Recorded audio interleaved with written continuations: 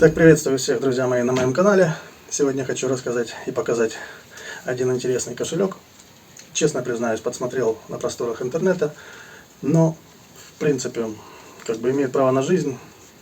Интересная модель, при том, что он очень маленький сам по себе, но достаточно вместительный. Единственное, что здесь нет монетницы, но для такого формата кошелька монетница не нужна в априори. Итак, сейчас покажу, как он выглядит более сблизи, и расскажу, как мы его собирали и делали. Итак, что он из себя представляет? Вот такой малыш. Размер практически карта. Размер соответствует ширине купюры. Смотрим, что внутри. Значит, здесь у нас отделение под карты. Сюда можно очень много карт положить. То есть, много, прям много. Можно еще добавить. И в принципе все это сюда поместится. Вот. Все сюда помещается. И значит он также точно закрывается хорошо. Ну, это перебор, конечно, уже тут такая пачка приличная. Значит, здесь отделение под карты. Дальше открываем кошелек и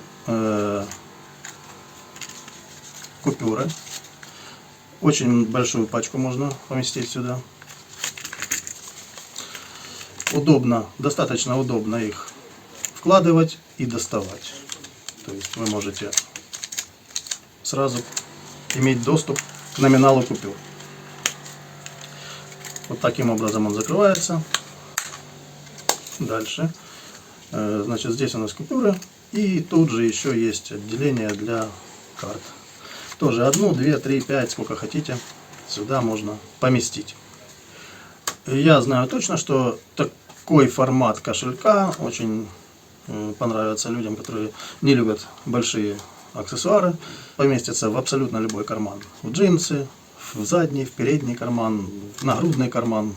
То есть он достаточно тонкий. И опять же им удобно пользоваться, он очень вместительный. Кстати говоря, кому не нравится такое расположение купюр, естественно, вы можете их складывать пополам. И также точно они здесь очень удобненько будут себя чувствовать.